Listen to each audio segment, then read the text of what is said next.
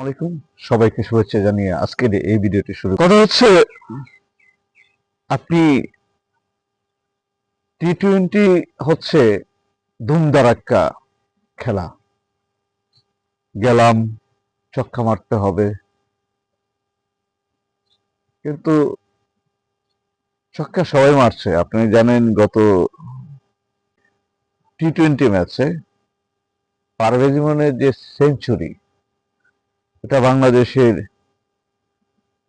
এই যাবৎকালের দ্বিতীয় সেঞ্চুরিটা বাংলাদেশ পেয়েছে।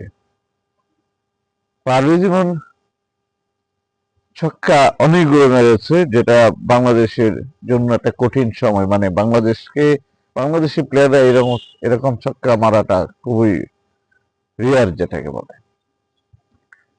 কিন্তু ছক্কা মারাটা কি এত সোজা? ছক্কা মারা এটা মুখের কথা নাকি? ছক্কা মারতে গেলে আপনার পাওয়ারফুল লাগবে, যে ফিটনেসের যে অবস্থা থাকতে হয়, সেটা কি বাংলাদেশের প্লেয়ারদের মধ্যে আছে? সেটা কি বাংলাদেশের প্লেয়ারদের মধ্যে আছে? এটা আগে বুঝতে হবে। স্কিলের ব্যাপার আছে, একটা শিল্প, কিন্তু এটা কিন্তু একটা প্র্যাকটিসের ব্যাপার। সেই প্র্যাকটিসটা বাংলাদেশ কিন্তু আসলেই আমার মনে হচ্ছে যে এখনো অনুপস্থিত। এই টি-টোয়েন্টি ভাবতে গিয়ে দেখা যায় আমাদের চার ছক্কা ধুমধারাক্কা মার, এই যে এইটার প্র্যাকটিস করতে গিয়ে দেখা যায় ওডিআই, যে আমরা যে সবচেয়ে শক্তিশালী ওডিআই আমাদের পারফরমেন্স ছিল এই যাবৎকালে, আমরা কিন্তু ওডিআই ভালো খেলতাম। সেই জায়গায় এখন আমরা ওডিআইতেও আরব আমিরাত মতন দলের সাথেও আমরা খেলতে গেলে চিন্তা করতে হয় হেরে যাই কিনা।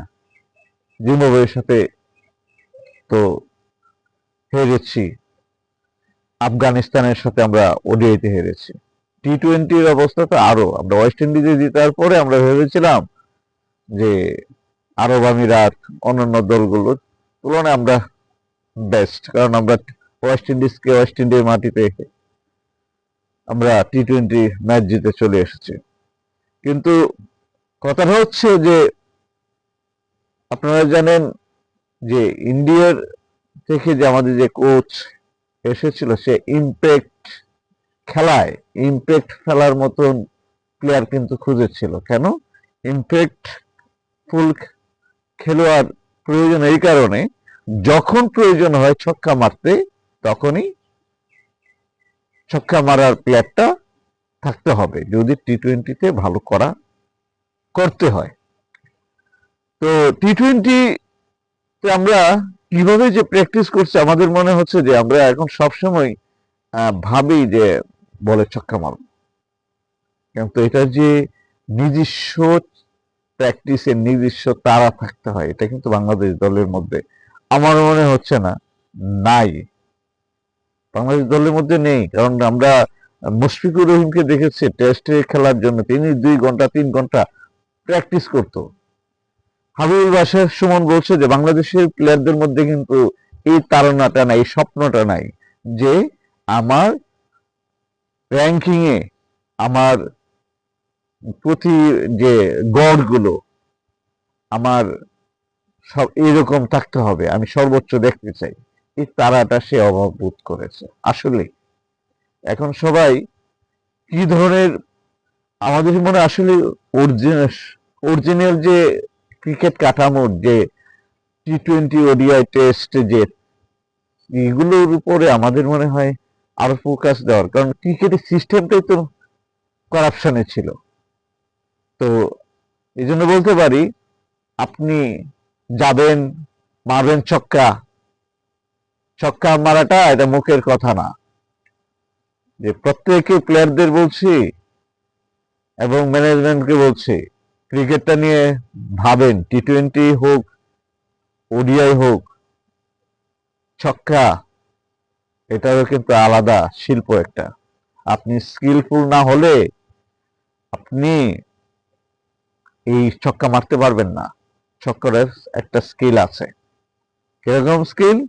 আপনি পাওয়ার যেমন দরকার, এনার্জি যেমন দরকার, টাইমিং এর একটা ব্যাপার আছে, কোন বলটাকে আপনি মারবেন, কি করবেন, খুবই আত্মবিশ্বাসী শট, কিন্তু খুবই আত্মবিশ্বাসী শট কিন্তু ছক্কা।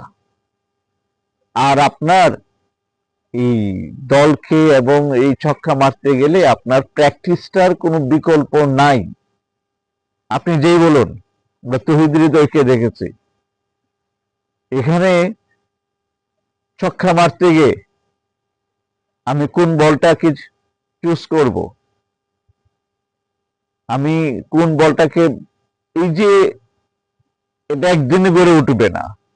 আমার এইটা প্র্যাকটিসের জন্য আমার মনে হচ্ছে টি-20 একজন স্পেশালিস্ট ব্যাটিং কোচ, যে আমাদের যে সার্কেল, আমাদের যে শক্তি, যে জায়গাটা আমরা, যে এটা ক্রিস গেইলকে দেখেছি ছক্কা মারতে গিয়ে মনে হচ্ছে যে এটা একটা ডাইলবাগ। অবশ্যই পাওয়ারফুলের দরকার আছে, তো সেটা বাড়ানোর জন্য ট্রেনার আছে, সবকিছু চিন্তা ভাবনা করেই আমাদের ক্রিকেটটাকে টি-20 ভালো করতে গেলে আমাদের এটা চিন্তা করতে হবে, আমাদের প্লেয়ারদের। এটা আমাদের ম্যানেজমেন্ট, বিসিবি বোর্ডকে খুবই চিন্তা করতে হবে। আমরা অনেক সময় নষ্ট করেছি। ক্রিকেট বাংলাদেশের আবেগের জায়গা, ক্রিকেটটাকে সবাই ভালোবাসেন। সবাই ভালো থাকুন, সুস্থ থাকুন, এই কামনা করে আপনাদের কাছ থেকে বিদায় নিচ্ছি। আসসালামু আলাইকুম।